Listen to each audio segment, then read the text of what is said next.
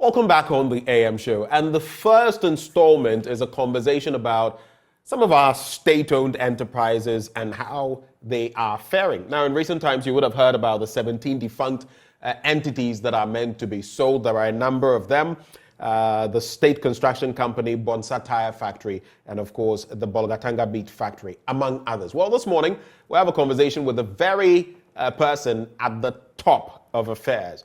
He is Minister for Public Enterprises in the person of Joseph Kujo. He joins us. It's not the first time he's in the studio. He joins us one more time. Mr. Kujo, a very good morning to you, sir. Yeah.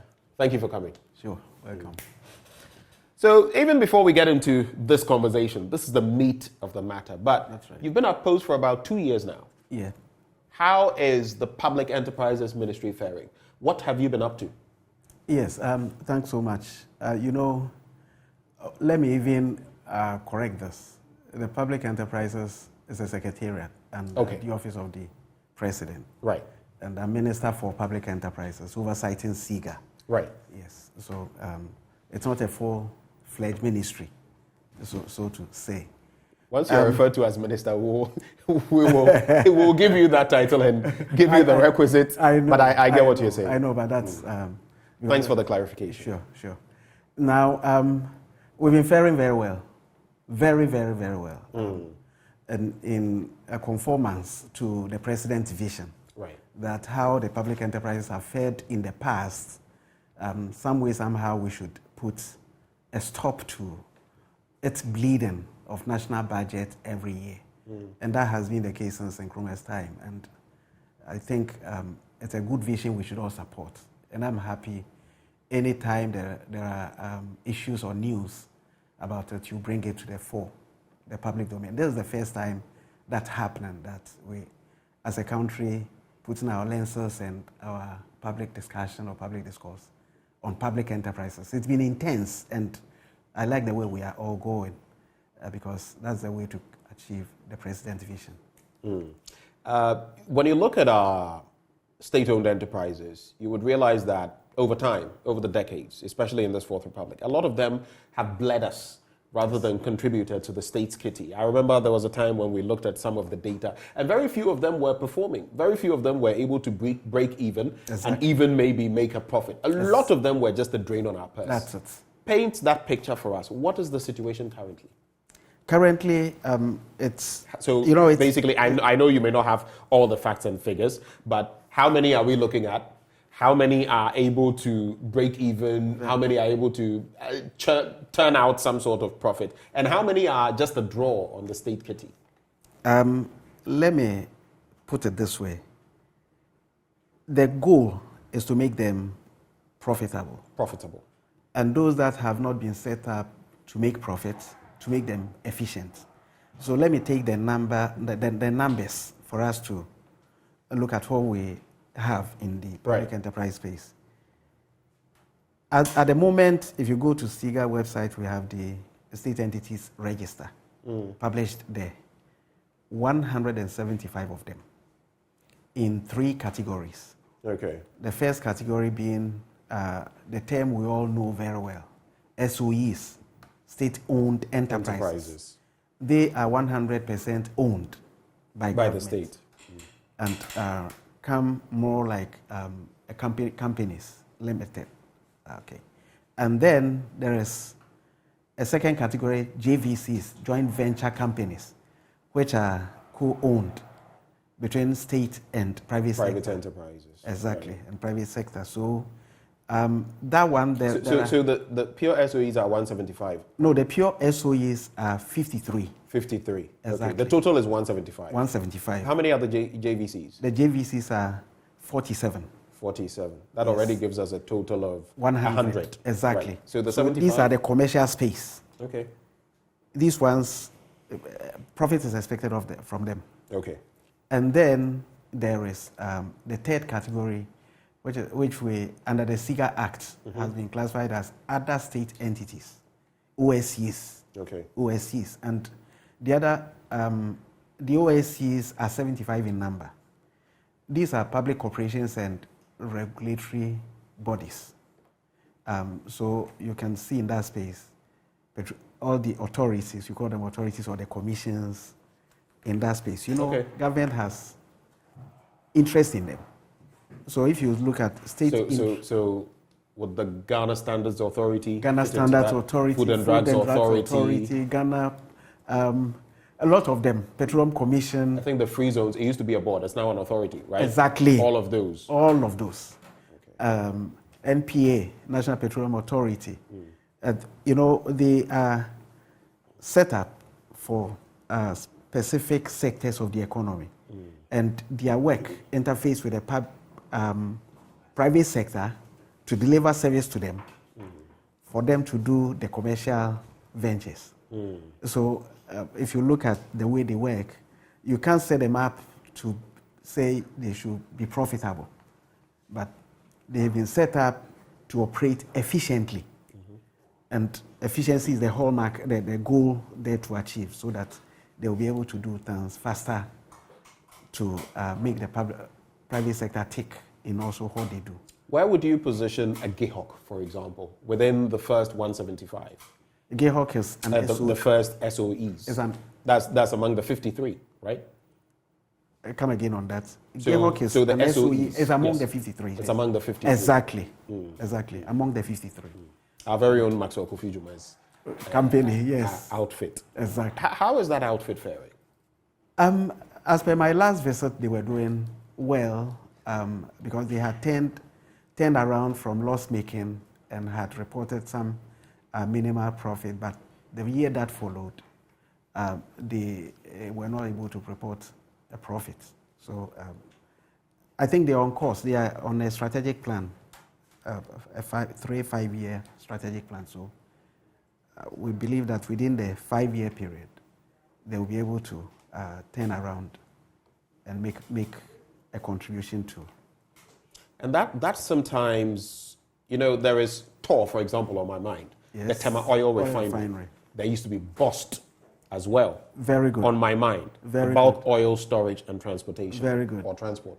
Over the years, some of us, we've reported on these things, time without number, ad infinitum. Because it's all of a sudden, this year, we're able to do something, we've turned a profit. Then the next 5 years, we go back into coma. Yes. That has been the rhetoric. So you see, you're talking about Maxwell Kofi Juma's GIHOC. By the way, a very good morning to you, Mr. Kofi Juma. Sometimes we disagree to agree, but you're someone I respect a lot. So good morning to you. Good. And you would see that the problem is that level of sustainability, that continuity. It is not there. Even with those that turn a profit, I am almost dead certain, I could bet my bottom dollar, that if I asked you about maybe the entities that were turning a profit 5 years ago, or let's say 3 years ago, or let's say 2 years ago when you took over, and now some of them are not. Okay. Some of them are not making the same profits or even turning a profit. Some may have fallen into the category of those that are just trying to break even. Am I right or wrong? I'm partially right, but I will highlight the issues. Right. To, on one hand, support the point you are making, and the other hand, to provide the underlying problems we haven't dealt with to attain sustainability. You're right that sustainability is the issue. Today, profit, next time, no profit. But I must say, every business or enterprise is in an industry. Let's say what you do here, you are in the media industry.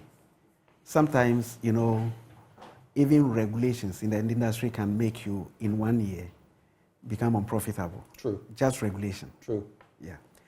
And I mean, the AGI, among others, are complaining now about certain things. So I understand what you're saying. So sustainability would mean for us to attain that level of performance where industry development only become the causes of loss making and not board performance, management performance, and staff performance. Are you getting my point? Right. So if you want to attain sustainability, let's say COVID. setting. I was just about, the very next question I was going to ask was, how much of an impact, since you started talking about the market and things that could happen, the push, the push and shove, I was just going to ask you how much of a contributory factor COVID was, and maybe the war in Ukraine. Yes. These things shaping the industry you are in, whether you are a private sector company or public sector company, they shaping the industry. Your cost of input has gone up. You adjust your prices, revenue goes down. Because when prices goes up, demand, it's not as... Demand and supply. Exactly. So these industry factors, you don't have a handle of them. But what we need at this stage in our public enterprise space is performing boards. So performance boards? Yeah, performing. Boards that are boards of directors that are performing. Then, and management teams that are performing. And staff mindset that is also driven towards performance. But why are we not getting that right? Because you remember when the education minister, for example, was saying that with the free SHS mindset and letting certain categories of students get into certain schools, A-class schools, like my school, Bishop Herman, or the Wegehes and the rest, if you say you have the systems that work, right, you should be able to pick a student who is not so good and be able to mold that person to be able to perform at a certain high level. So I'm saying that if we have some sort of formula that, look, okay, so let's say GIHOC is performing very well, way above par compared to, I'm just using that as an example. Yes. What is GIHOC getting right? Okay, so they have this, they have that. The board is this, the board is that. Right. How can we model to ensure that we can replicate this in other state-owned enterprises, in other JVCs, in some of these other state entities, to ensure that gradually, maybe it's a 4-year project, gradually we're able to get all of them at a certain level in terms of board membership and all of that. And then we can take it from there. Why are we not doing that? Are we doing that? Yeah, we are doing that. That's why I say sustainability, getting the sustainability thing. The focus must be on board performance, management team performance, and staff performance. Okay. Then we have the people delivering the result. If losses will come in, it should come from external development, market development, and so on. Then you know that it's not your fault. You didn't bring COVID. So if STC is on trajectory of profitability and they are doing so well and growing, and COVID hits. Right. And you can't move buses. At a point you had to have this shutdown of the system. No one was going out and all of that. Who will go and board a bus? Who will go and board a bus? Ghana Airport Company Limited, which is also in the 53 SOE space, also hit by COVID.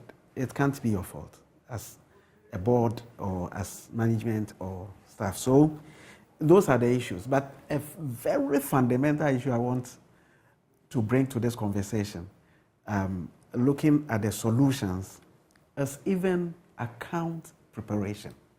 Account preparation? Account preparation. It's crucial to every business, of course. Every business, and audited account preparation.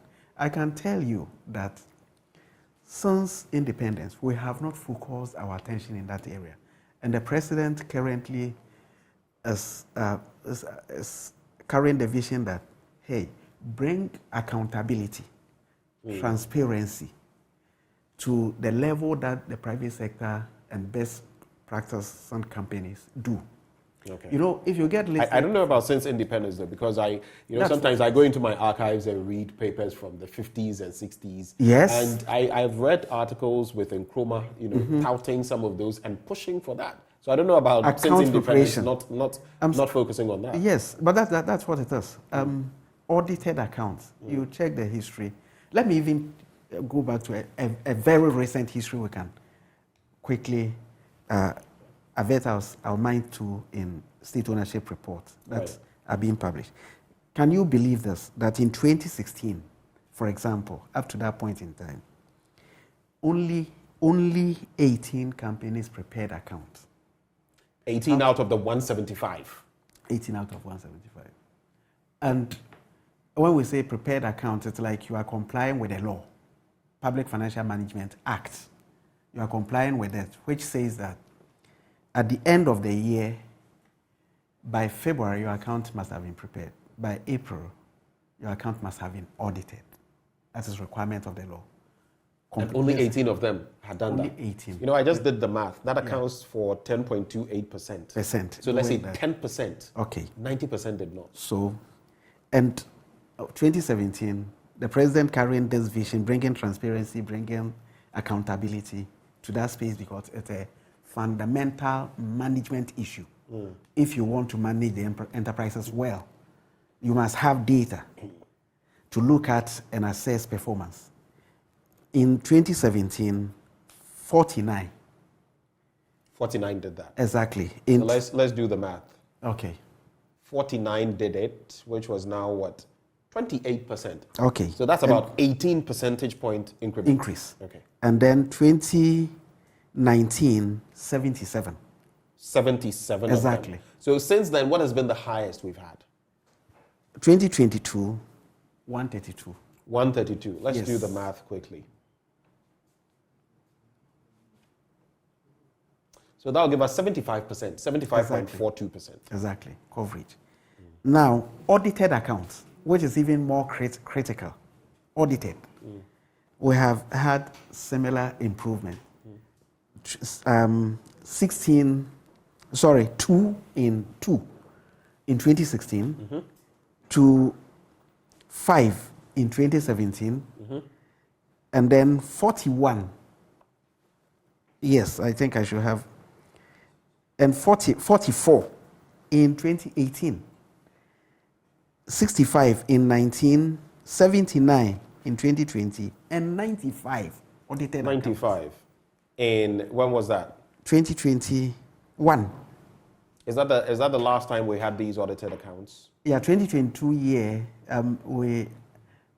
some companies have met the requirement under the PFM Act. Others, because of a load of work that has come on the Auditor General's outfit, we're waiting for the rest to be pushed out. So as far as the accounting systems are concerned, at least we know we've had over 75% of them. Yes. But when it comes to audited accounts, it falls a bit to 54.28%. That's it. So you are just about halfway through.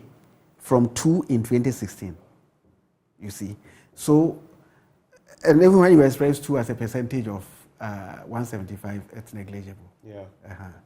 So this is the improvement we are making to bring accountability, transparency to the public enterprise space.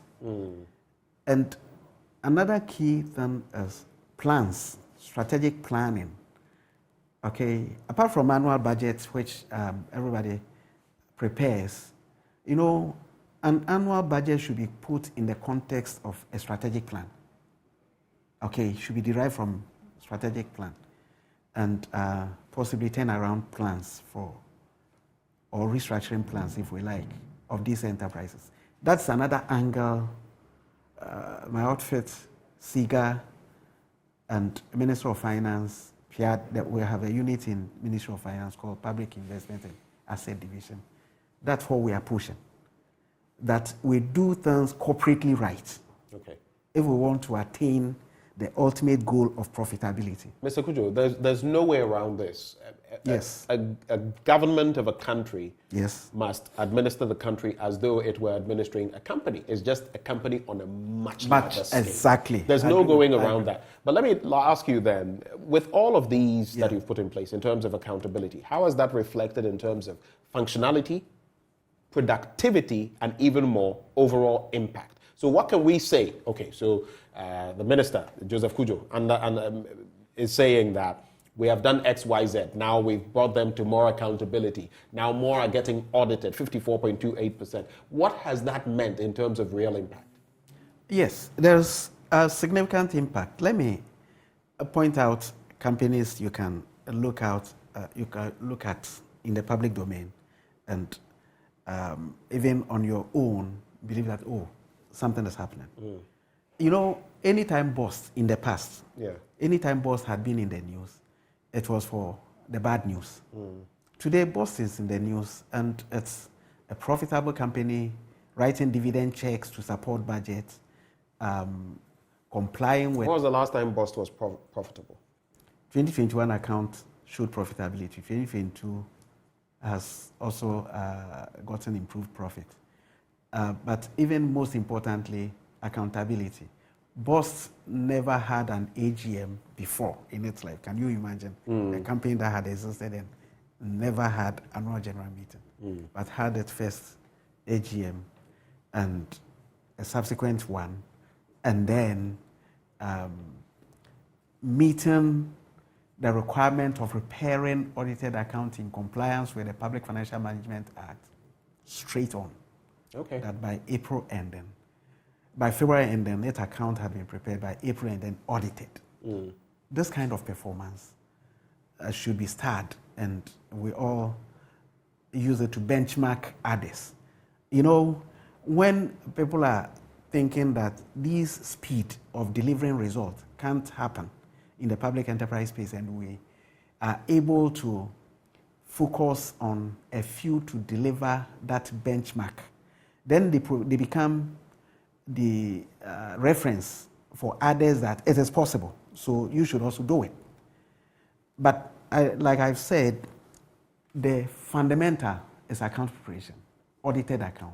For me to peruse it and say that your revenue is on the upward trajectory or downward trajectory, what are you doing to?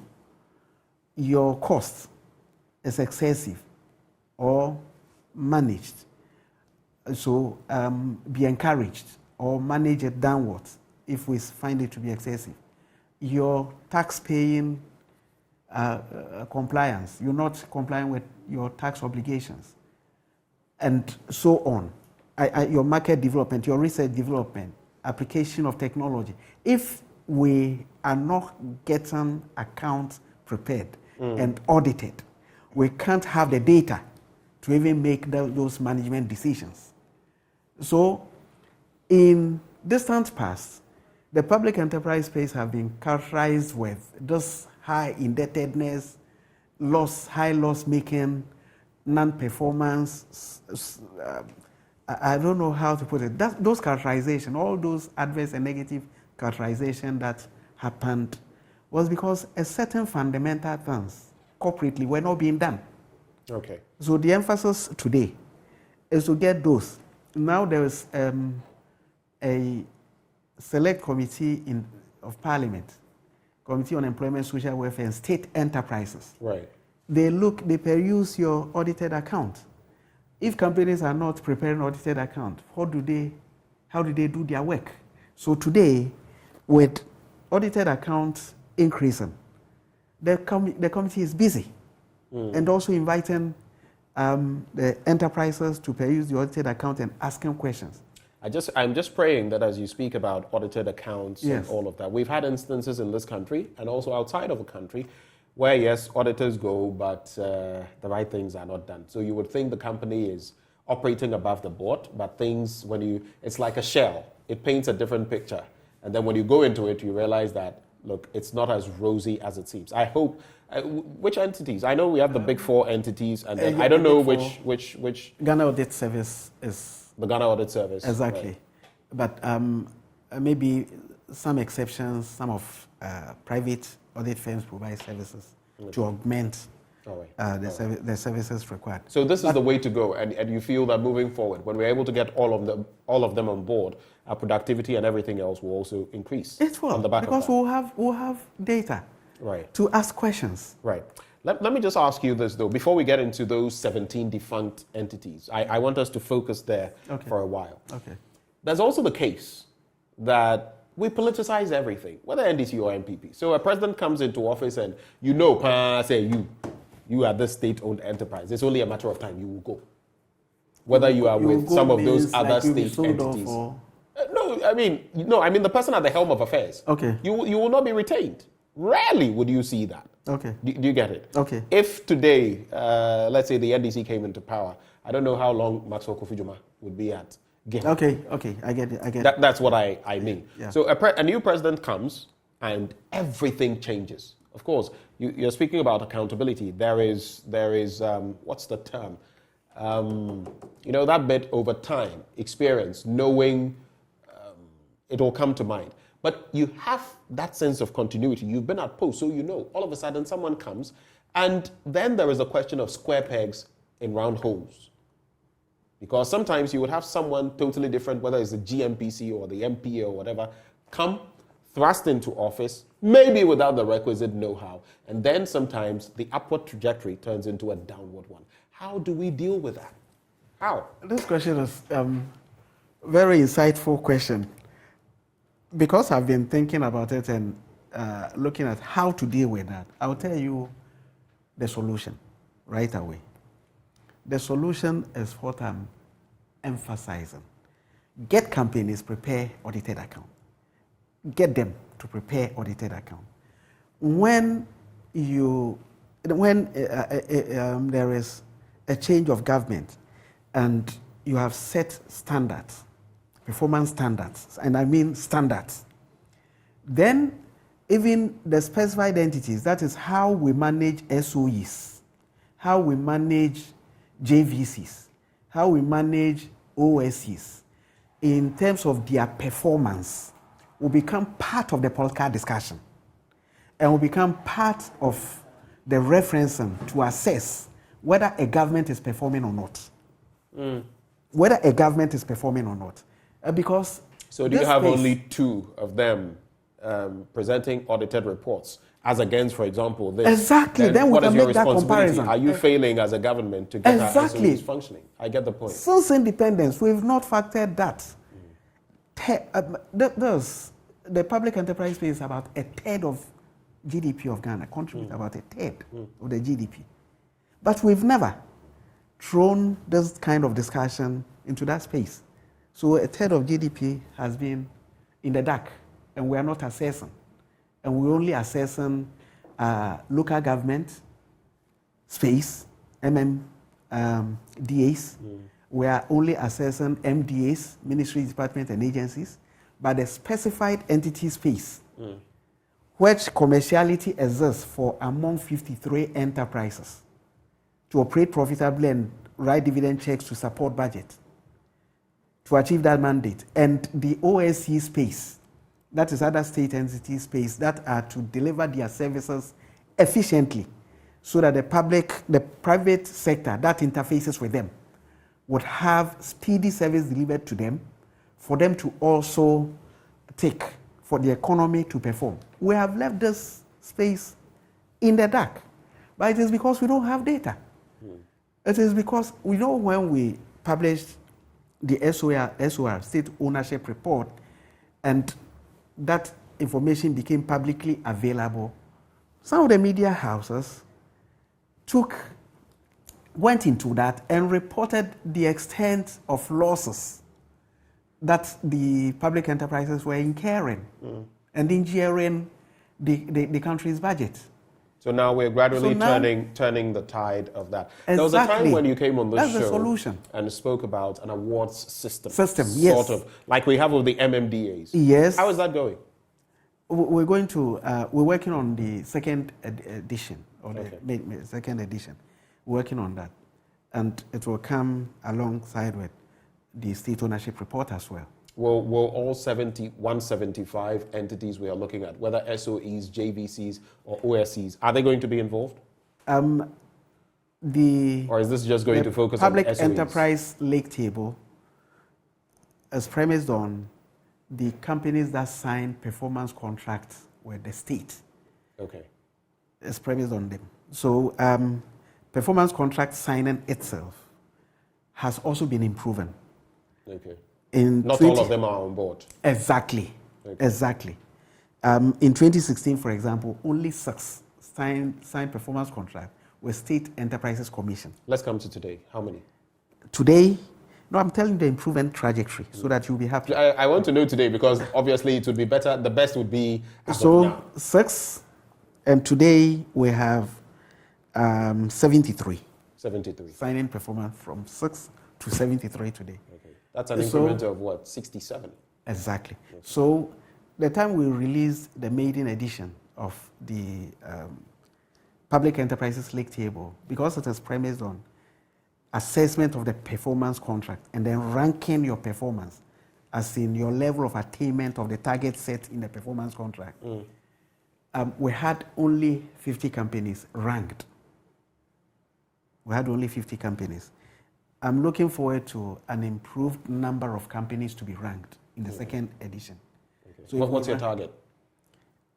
They will give me that target, but I look forward to more, about 60 or more. All right. Yes. So let's get into the 17 defunct entities that are going to be sold. We have a comment that came through. Some are also, congratulating you for the work you are doing. Some are also tackling your constituency. I'll leave your constituency for the very last bit. But there's this person who says, okay, I thought we were against the Divestiture implementation plan. Yep. Can't our leaders just learn from Lee Kuan Yew, of course, the former leader of Singapore? Yeah. That is Alex Blegle sending that. He says, can't we just learn from them? I thought we were against the Divestiture implementation plan.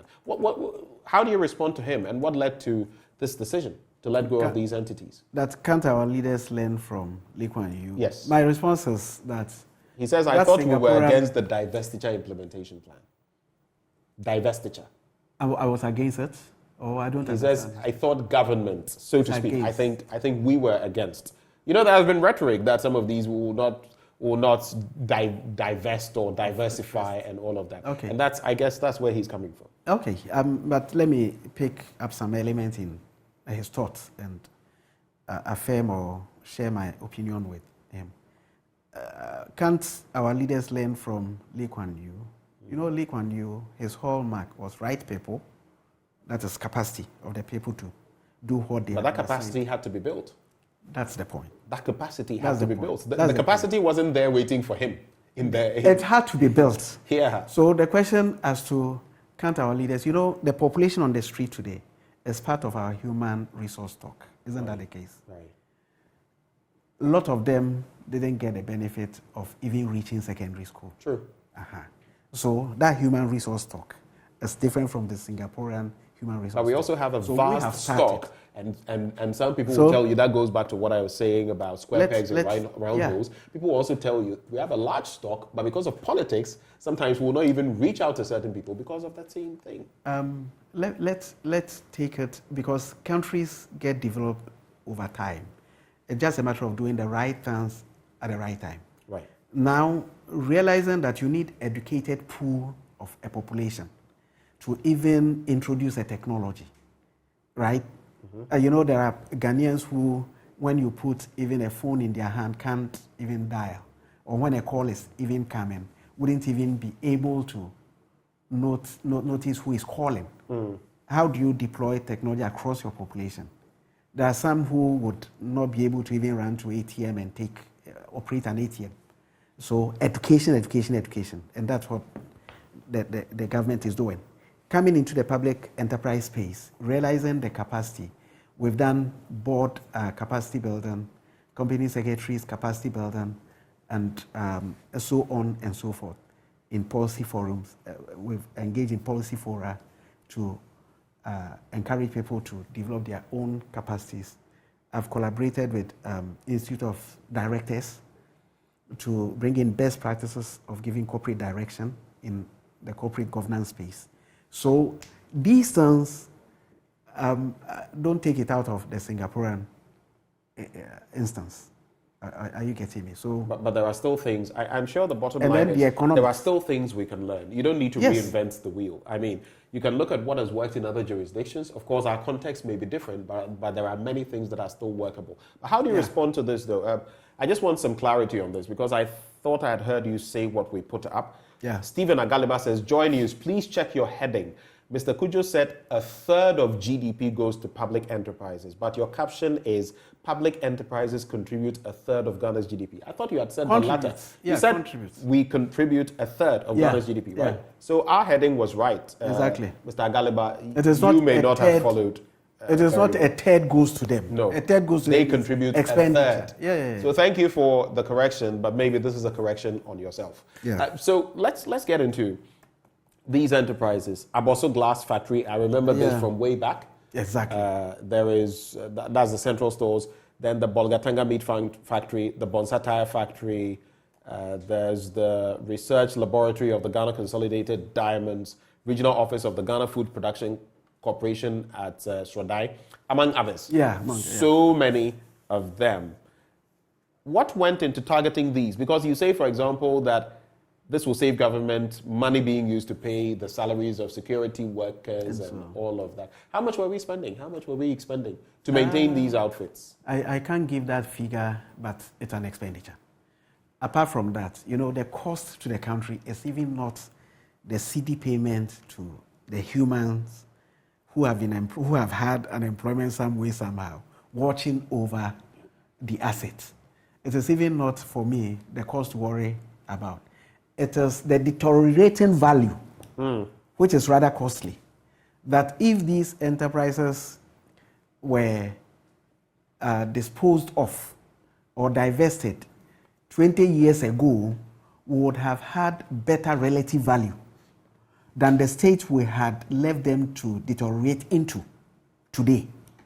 Are you getting my point? So that is rather what we should be afraid of.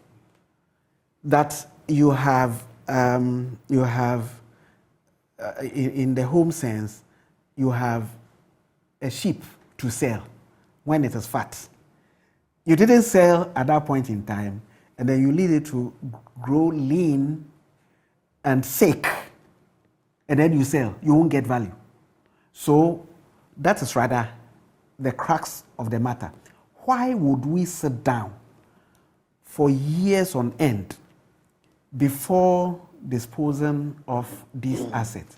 That is where our interest should be. That is the point I'm emphasizing. I see. But because we've been so sensational about these assets, government in the past have not been bold to take these corporate decisions. Like when the entity is functioning, making profits, that is the point in time you have to think of maybe listing them on a stock exchange, because there you and I will find it attractive to buy shares of the company. But now you cannot list on the stock market. Who will buy into these assets? For what? Are you getting my point? Yeah. So the state has lost value, and we are facing the same circumstance. When you bring in, when you wrote TOR, I said at a point in time, TOR was a very good enterprise. Today, it's challenged. It is really, really, really challenged. Private capital, let me start from government capital. The state itself getting money to inject into TOR, I don't see it happening. When the state is confronted with delivering public services and goods which are critical for all of us, like roads, hospitals, schools, security, we need huge expenditures in there. Government is borrowing. I mean, sometimes, because our discussions are always in isolation from development in other sectors of the economy, we tend to always shoot in the dark. Listen, for a government, and I'm invoking a principle, for a government that is borrowing money, issuing treasury instruments, and borrowing at an interest rate of, say, 25%. Which is around what we now have in terms of the rate of borrowing. Yes. So and we're even higher than Egypt right now. Yes, I'm invoking an investment principle that anybody listening, if you want to be part of that discourse, what should we do with funds? What should we do with this? For a government that is borrowing at an interest rate of, say, 25%, if you say such government should invest in a commercial enterprise, that is an enterprise that the private sector would do anyway if you leave it. Private sector will mobilize capital and come and provide that goods or service. If it will be the case, then for a government that is borrowing at 25%, if government goes to invest in such a commercial enterprise, the rate of return expected that will make it reasonable and rational should be above 25%. Do you understand? Should be above 25%. I get it. So the question is that, obviously, you can't borrow and perform at a rate lower than what you are. Exactly. Because that would mean losses. Exactly. So, but government also if the government were not borrowing, gets to borrow at better concessionary rates compared to individuals. So if the individual or the private entity is borrowing at 25%, government may get maybe 20% or 21, 22%. Yeah, or maybe even less, like depending on what. You are right. You are right. Government rate of borrowing is said to be the floor of interest rate in any economy. Right. The treasury rate should be the floor. And then you risk profile all other borrowing around it so that others will borrow at a higher rate. But what I'm saying is that when government holds funds today, and we know government is owing, there's government debt on its books, to say government should invest in a Aboso glass factory, to say government should invest in the alternative use of government funds, should government invest in the potholed roads around your area, or use it to invest in this where certainty of performance is not guaranteed? Provide security, do the schools, do the hospitals. Those are, because these things, when you leave into private hands, alcohol will be produced by the Casafrecons. Why should government inject capital into producing alcohol, for example? Right. But we still have our Gehok. That's the point I'm making. So when you see Gehok going on the stock market, being divested into private hands so that you and I would buy shares into it, we shouldn't create the sensations again. Because I'm saying the state, which belongs to you and I, is borrowing. That is to say, its tax revenues is not sufficient for it to do all other things it seeks to do. And you and I need them. We must cut our coat according to our cloth. Exactly. Look at the bare bones of the economics, the essentials. And use our resources optimally.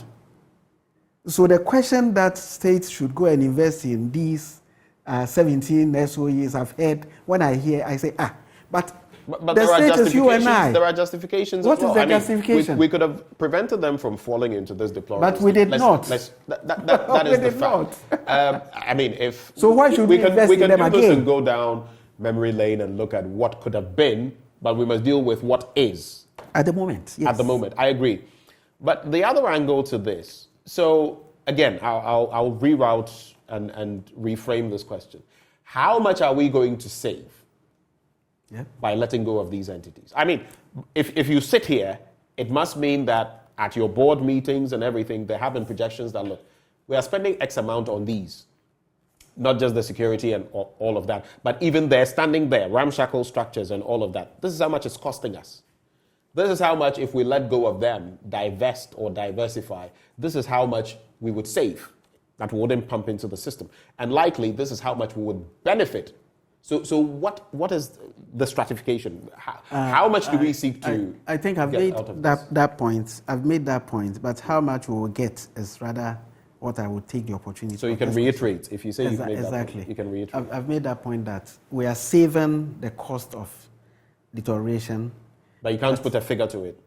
No, there is a study by one of these big four, which the big four led companies. to exactly which led auditing firms, okay. Which led to some of these reviews that we are doing.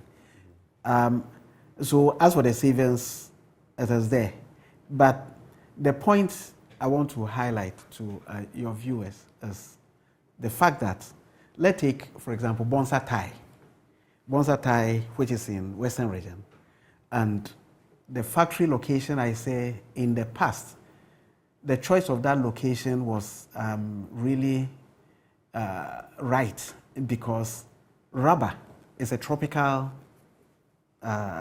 tree, and the plantations are taking place in there, and the plantations are growing. So we are producing raw rubber in adequate quantities now,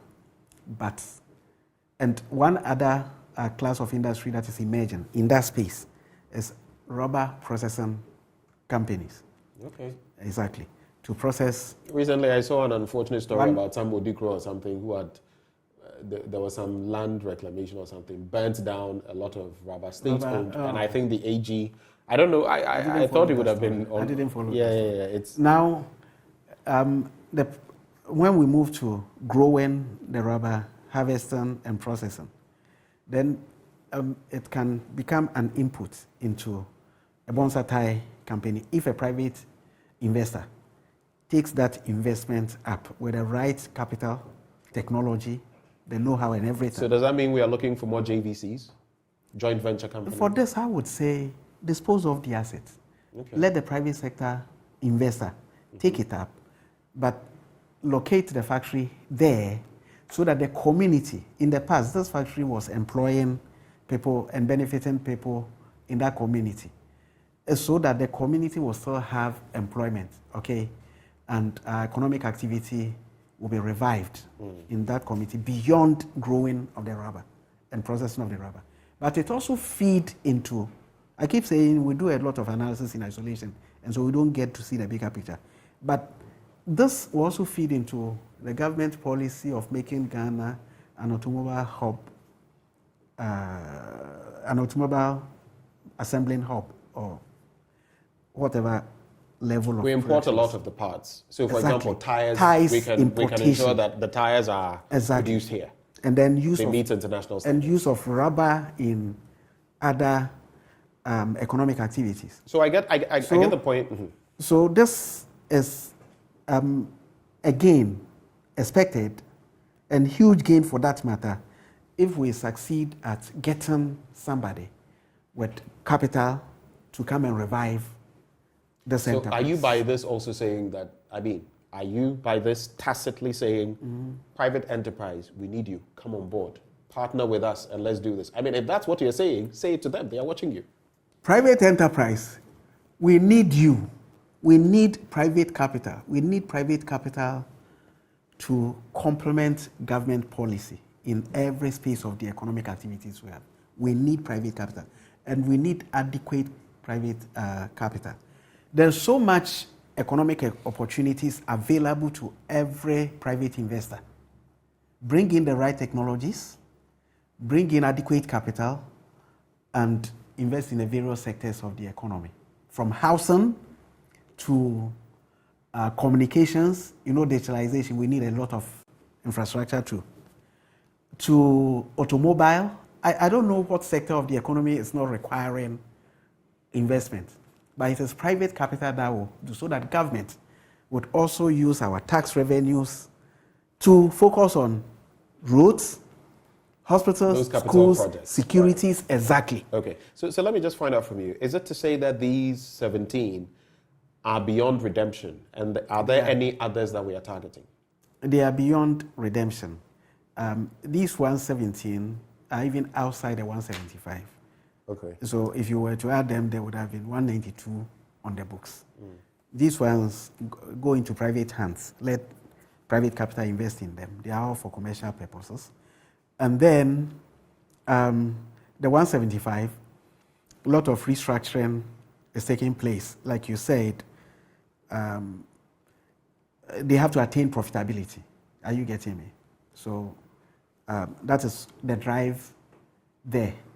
Those that we believe that must be listed on the stock market, like how GOIL, GOIL is listed, and how GCB Bank, it was Ghana Commercial Bank, 100% owned, but listed, and today it's really performing well. It's really performing, and exactly. the Ghana Oil Company has also been. Exactly. But since you're mentioning the stock market, let me also bring your attention to something you said. You said in view of all of this that we're discussing, Cabinet was considering a memo to restructure all public enterprises or entities and that government, which government had an interest in. You also see that the memo seeks to liquidate, list on the Ghana Stock Exchange, look for strategic investment, or dispose of them. Yeah, when it comes to the private sector, these things are tools or corporate decisions at their disposal every day. And when you see the giant corporates, these are decisions every day that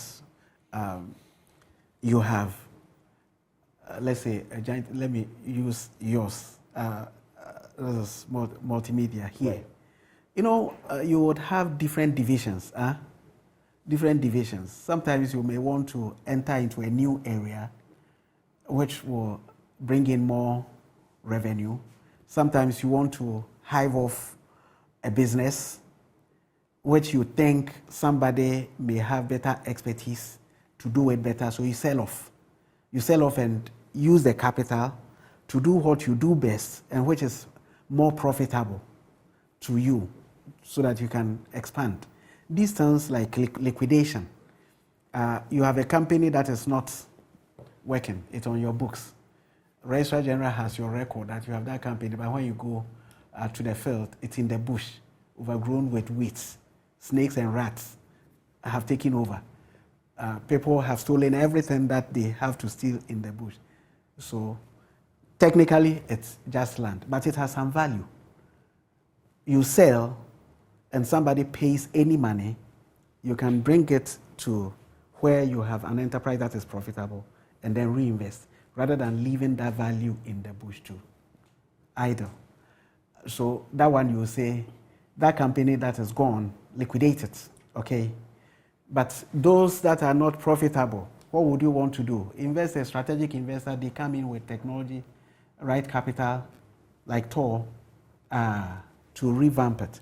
In any case, I keep saying that if you look at, let me highlight Tor for people to know and learn, right, that when you go to Tor, Tema, a distance away, and I shudder to say a distance away, a kilometer or a kilometer and a half, maximum 2 kilometers away, there is a refinery being developed. People should go and see. People should go and see. Maybe one of these days, the two of us should go there on a tour. That would be super. That would be super. A refinery is being developed. And private capital will do this. Don't forget, I have private capital, the amount of capital that is important petroleum product into this country. If you leave that business to government, there will be shortage of petroleum products. Are you getting me? People have money. People have capital. What they can do in terms of commercial enterprises, leave it to them. If government wants, it becomes a strategic issue. Say GOIL, government participation in it, even though it's a JVC, government participation in this, if, for example, the private enterprises are holding you at ransom, we are going on strike, and we are doing this, we are doing that, then you have your GOIL still selling. STC, for example, our advocate will have it. If you have one day private enterprises joining, sometimes they create these associations and they can hold you at ransom, hold the state at ransom. Then STC would be there, functioning, because it belongs to the state or the state is in venture with a certain private sector, insurance sector, and so on. So sometimes for strategic reasons, you would want the state to participate in a commercial venture in conjunction with a private enterprise for those strategic reasons. But beyond that, every sector of the economy, from housing, how many houses has the state delivered compared with private capital, what it has delivered? But even there, I don't know whether you want to go there, because even with housing and what we've delivered, it's a complete mess. I am underscoring... Some of those as far back as Kufuor in the Ashanti region. I am underscoring the point that the state is limited. I'm underscoring the point that the state is limited. But I am also reinforcing the point that even where we get it right, we allow politics to get in to the point where they become useless to the ordinary taxpayer.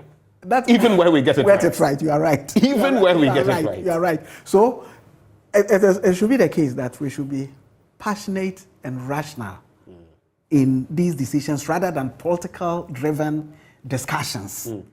Let me find out from you. So it's great, some of what you're doing there. In fact, there are some messages coming through. Alex Asamoah says, thanks to the Honorable Minister in charge of public enterprises. Initially, people were confused about new ministerial portfolios, but has now realized how it is helping in the economic growth. Alex Asamoah, when you're going to make your point, make it devoid of the politics. We know there are ministers. In fact, there are some of those campaigning now who say that they can use 40 ministers or less. So let's not even go there. It's not the 120 ministers down to 90-something that will solve the problem. But the point you're making is, thank you, Honorable Joseph Kujo, for your efforts of reviving the SOEs in the country through the league table. Those are points to make. But when you go the number of ministers, some will also come and say 200. And how many of them are really delivering? Can you take note of Alex Asamoah's, I think, my veteran. I think he's invoking something that happened at my veteran. Okay. That they said, what I have been appointed to do is not relevant. It's not relevant. I think that is what he's rather talking about. Point made. There's this one. Akon Emmanuel says, leadership of substance. Ifia is grateful. And I'll be coming, that's the final bit I'll do, your constituency. This one says, Honorable Joseph Kujo, sharp brain. Charles Osei Boateng says that. Someone is asking, though, when we get to your constituency, don't forget, when will the gutter in Cocoa Villa be completed? I don't know. I suppose that is. But we'll get to that at the tail end when you're talking about your constituency. This one from Charles Osei Boateng says, Honorable Joseph Kujo, MP for Ifia constituency, is a life-changing MP. God bless him so much for giving jobs to the people of Ifia constituency. All right, so those are some of the messages. I mean, there are many more than this, but those are the ones that I have singled out. And what next? I'll allow you to talk about the constituency and these issues. What next for the private or the public enterprises space? Yeah, you have about a year and a half to go before the elections, and like I said, our system is very political. So once there's an electoral cycle, if there is a change in government, you know that many of you will not remain at post. Between now and 2024, what do you hope to achieve as far as the public enterprises space is concerned? Okay, thank you. What I hope to bring into the mainstream activity includes getting the enterprises that are on loss-making trajectory to have turnaround plans beyond the audited accounting compliance, financial reporting compliance. I want them to have turnaround plans that will be approved by their own boards and become subject matter of implementation to turn them. I know some of them have already, like VRA. They implemented a turnaround plan and they are in profitability. ECG is in that transition, and hopefully they will be able to also turn around. Okay. Yeah. So a lot of them. And ECG, Dubik Mahama doing quite a bit of work. Exactly. Some very good work. Exactly. And just a quick one. So the SOEs league table, you spoke about it. Yeah. Is it coming back this year? The second one is this year? It is, yes. This year. It is coming up, yeah. All right. And then I'm engaging, I have visited 44 of the enterprises and engaged with management. Which ones? The state-owned ones? Or from all of them. SOEs to OSEs to JVCs? Not the JVC. Not the JVCs. The JVC. Okay. The JVCs do not have as much problems as... Yeah, because usually when there's a private hands in it. Hands in there. They want to make a profit. They are protecting their capital. Exactly. Exactly. Now, I want to intensify my engagement with the management and boards at the individual enterprise level, so that their challenges will be, I'll contribute to dealing with their challenges. That's a way forward then. And an emergent then, you know, once a country embarks on a digitalization agenda, as we say in DVLA, digitalized operations, you sit in your corner and you renew your license. GRA trying to introduce the convenience of tax paying, and you're going online and so on. ECG going online, you can, in comfort of your home, buy credit. What do we call it? Health insurance, you can renew and so on. Once you go that tangent, the enterprises expose themselves to hacking, cyber security matters. Even banks in this country got exposed. Right. Until central bank took steps to Right. so establish that cyber security center to deal with that risk. So the public enterprises are exposed by as they digitalize, they are exposed to cyber security and cyber fraud and so on. So going forward, how would they become profitable if there is revenue leakage that can arise from cyber attacks and cyber fraud? How can they be profitable? Because as for the costs, it will be there. So once we are plugging those loopholes, then we increase our levels of profitability. Improve, exactly. So that is a space I'm going to. I've already visited Cybersecurity Authority, had discussion with them, and they are upbeat in helping in that respect. So to cap off the entire conversation, and it's been really insightful, PK Jr. mentions a number of desks. I'll ask you just to corroborate whether he's right. God bless him for constructing the CDH road and also providing desks for schools in Efia. He mentions a number. I will not mention it. I just want you to corroborate. And then he says, I follow him and I say he's doing very well as Member of Parliament and Minister. Kudos, Mr. Kujo. But this one, I don't even know how this person got my number. Sends me a message. Excellent delivery by the Honorable Joseph Kujo. I implore you and your team to continue to invite personalities like him. I'm really enjoying the intellectual discourse. Efia to the world. Ohenejan in Manchester. Ohenejan, you have to tell me how you got my phone number. I don't know how we... But to cap off the conversation, your constituency, how many desks have you provided? I just want to see whether what this person is saying can be corroborated by you. And what is Efia? How is Efia faring? Efia is doing well. Very, very, very well. My focus on human resource development. As I speak, you will see that I have so much passion for human resource development. It's going very well. Giving them education opportunities and then business development, training and so on. Those that want to be entrepreneurs, because I have believed that that is the way to go to deal with unemployment, and then giving them jobs and giving them career. And then when it comes to infrastructure level, a lot is happening. Roads have been done, and lots, as for roads everywhere, a lot need to be done. As I speak, Namanai Road, we call it Namanai Road. It's a segment of a road, barely 200 meters. It's giving me a headache because it's a very vital connection. And CDH Road, which had been unattended. I think someone made mention of that. Which had been, and then the Cocoa Villa. Cocoa Villa Road, that one is done. Cocoa Villa gutter, the gutter the person is talking about. Can you believe the gutter is right in front of my own mother's, my parents' house. And since infancy, it's been an open gutter with filth and so on. So I decided to take it on. I was looking for a government contract that would deal with it, but I wasn't getting. And so I decided to take it on out of pocket, and then if I will get funding from somewhere, deal with it. So more than half has been done. So the person is asking, when will it be completed? Exactly. Okay. And the desks? My answer is, it's more important to me than even the residents, because it's kind of, that's where I grew up. Okay. I grew up. So you have a personal attachment to I have. How many desks? The desk, I wrote for a 300 to be delivered and added an additional request to the minister in excess of 1,000. I know some delivery. Because this person says 500. Delivery has been made. This person mentioned 500. Yeah, delivery has been made. I expect more to be delivered, yeah. Well, it's been an insightful conversation with you, Joseph Kujo. This is about your third time coming here, right? Or is it the fourth? Can be third or fourth. I've lost count, but I think I see myself as part of what you are doing. And now with what this gentleman, Ohenejan, made mention of, I guess we should be inviting you a lot more.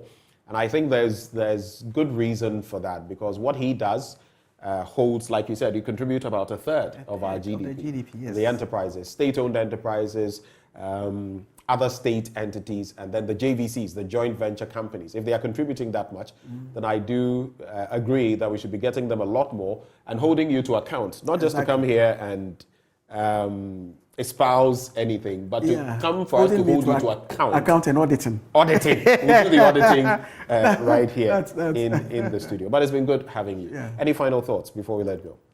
Yeah, my final thought is that those entities that have been put out there for sale or disposal, we should understand them as an opportunity for the government to invite private capital to revamp them and bring economic activity in those communities the entities are located.